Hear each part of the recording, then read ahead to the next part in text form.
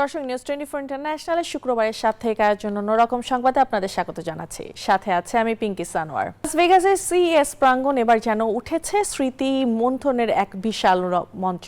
অত্যাধুনিক সব রোবট আর এআই এর ভিড়েও সবার আগ্রহের কেন্দ্রবিন্দুতে রয়েছে পুরনো দিনের খাড়া রেকর্ড প্লেয়ার আর নস্টালজিক আর্কেড গেম।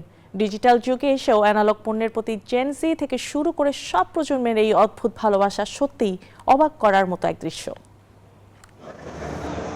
প্রযুক্তির দুনিয়ায় এখন যেন উল্টো স্রোত, পুরনো চালই ভাতে বাড়ছে। লাস ভেগাসের সিএস প্রাঙ্গণে পা রাখলে মনে হবে সময় পিছিয়ে 90-এর দশকে চলে গেছে। প্যাকম্যান বা পিনবলের টুংটাং শব্দে মাতোয়ারা সবাই। স্মার্টফোনের মায়া কাটিয়ে দর্শকরা লাইন দিচ্ছে আর্কেড মেশিনের সামনে। উদ্দেশ্য একটাই, শৈশবের সেই হারানো আনন্দ খুঁজে পাওয়া। গেমের সেই পরিচিত টিউন কানে আসতেই আবেগে ভাসছেন দর্শনার্থীরা। সনিক দ্য হেজহগ বা প্যাকম্যানের মতো গেমগুলো শুধু খেলা নয়, দর্শকদের কাছে এটা যেন টাইম ট্রাভেল করে ছোটবেলায় ফিরে যাওয়া। পুরনো এই গেমগুলো দেখেই উত্তেজনায় ফুটছে 8 থেকে 80 সব বয়সের মানুষ। বেশিরভাগ গেমই আসল সংস্করণের মতো, যেমন প্যাকম্যানের কথাই ধরুন। মানুষ যখন এর অরিজিনাল সাউন্ড শোনে, মুহূর্তেই তাদের মধ্যে এক অদ্ভুত আবেগ কাজ করে, তারা দারুণ উত্তেজিত হয়ে পড়ে। আরেক চমক হলো খারাপভাবে চড়া রেকর্ড প্লেয়ার।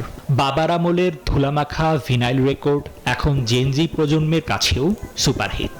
ডিজিটাল গান শোনার যুগেও ফিজিক্যাল রেকর্ডের এই জাদুকরী কামব্যাক দেখে মনে হচ্ছে পুরনো জিনিস আসলে ফেলার নয়, বরং নতুন করে সাজিয়ে রাখার।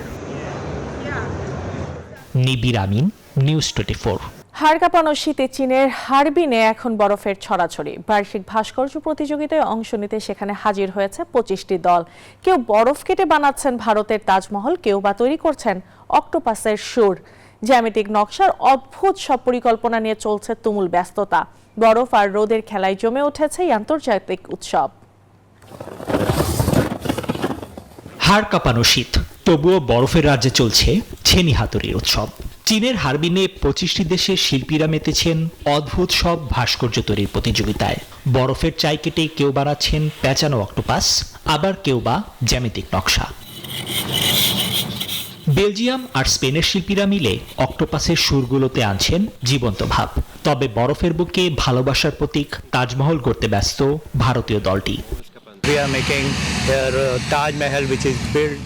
আমরা 4 জনের দল মিলে এখানে তাজমহল বানাচ্ছি, যা সম্রাট শাহজাহান তার স্ত্রীর স্মৃতিতে বানিয়েছিলেন। হারবিনের এই উৎসবে আসতে পেরে আমরা খুবই গর্বিত। কনকনে শীতেও পর্যটকরা ভিড় করছেন বরফের এই তাজমহল দেখতে। আগামী ফেব্রুয়ারি মাস পর্যন্ত চলবে বরফ আর রোদের লুকোচুরিতে সাজানো এই জমজমাট আসর। নিবির আমিন, নিউজ 24। বাহারি সব পোশাকে ম্যাসেডোনিয়ার পাহাড়ি গ্রাম ভেভকানিতে উদযাপিত হয়ে আসছে বিচিত্র এক উৎসব। স্থানীয়রা যাকে ডাকে ভেভকিন কার্নিভাল নামে।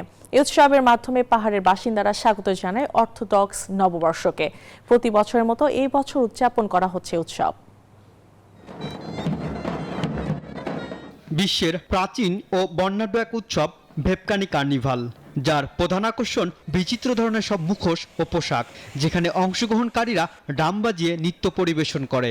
আর এর মধ্য দিয়েই বিদায় দেওয়া হয় শীতকালীন অশুভ আত্মাকে। ভেভকানির মানুষেরা ভৌতিক আর ঐতিহাসিক চরিত্রে ফুটিয়ে তোলে নিজেদের। বর্তমান সময়ের বিভিন্ন ঘটনার ব্যঙ্গাত্মক রূপও শোভা পায় তাদের পোশাকে। হাস্যকরভাবে তুলে ধরা হয় রাজনৈতিক নেতা, বিতর্কিত আইন এবং বৈশ্বিক ঘটনাকে।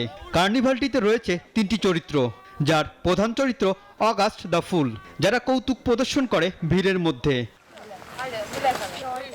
এই কার্নিভাল দর্শনার্থীদের কাছে বেশ জনপ্রিয় ও আকর্ষণীয়, আর এ কারণেই অংশগ্রহণের জন্য সারা বছর অপেক্ষায় থাকে তারা।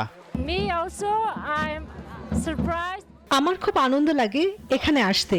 3 বছর পর এখানে আসতে পেরে দারুণ লাগছে। এটা আমার দ্বিতীয়বার। আমি পছন্দ করি এখানে আসতে। ম্যাসেডোনিয়ার পাহাড়ি অঞ্চলের এই উৎসবে যোগ দিতে প্রতি বছরই এখানে আসেন বিশ্বের বিভিন্ন দেশ থেকে হাজারো পর্যটক।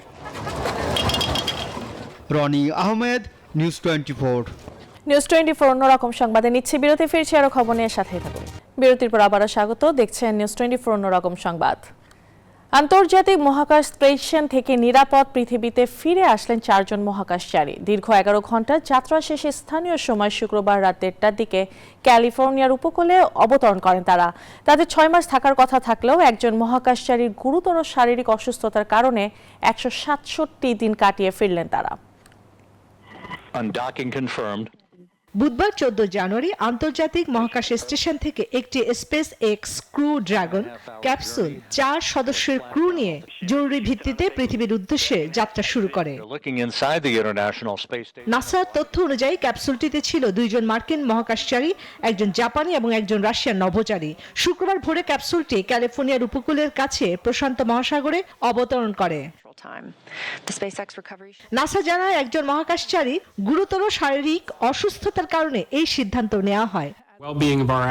ক্রু 11 মিশনের 4 সদস্যকে নির্ধারিত সময়ের কয়েক সপ্তাহ আগেই ফেরানোর সিদ্ধান্ত নেওয়া হয়, তবে গোপনীয়তার কারণে মহাকাশচারীর পরিচয় বা রোগের ধরন প্রকাশ করা হয়নি।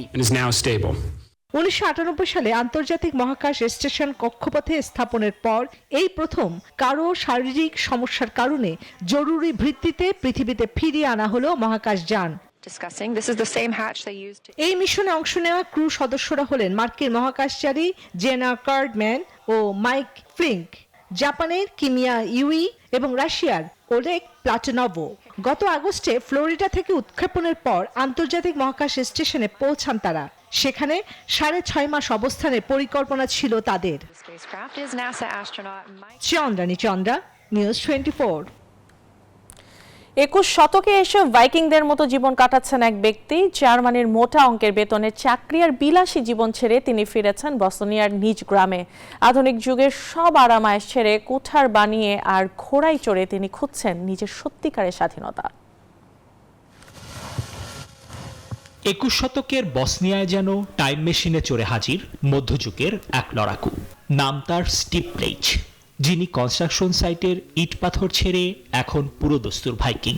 গায়ে পশুর চামড়া আর হাতে কুঠার নিয়ে দিব্যি ঘুরে বেড়ান নিজের গ্রামে। 7 বছর আগে জার্মানির আয়েশি প্রবাসী জীবন ছেড়ে ফিরেছেন বসনিয়ায়। তবে লুটতরাজ নয়, তার কাজ হলো কুঠার বানানো। সেই শখের কুঠার কিনতে কানাডা থেকে আফগানিস্তান সব জায়গা থেকেই মানুষ ছুটে আসে তার ডেরায়। ভালো উপার্জন ছেড়ে দিয়েছি শুধু স্বপ্নের পেছনে ছুটবো আর স্বাধীন থাকবো বলে। স্বাধীনতার দাম অনেক, কিন্তু এর বিনিময়ে আমি অন্য কিছু চাই না। আধুনিক এই ভাইকিং এর কাছে টাকার চেয়ে মনের শান্তি বড়। নিজের হাতে গড়া এই ভাইকিং রাজ্য আর স্বাধীন জীবন তিনি পৃথিবীর কোনো কিছুর বিনিময়েই ছাড়তে রাজি নন। নিবির আমিন, নিউজ 24। আর এই ছিল অন্যরকম সংবাদের আয়োজন। আরো খবর ও বিশ্লেষণ জানতে ভিজিট করুন www.news24pt.tv। ধন্যবাদ।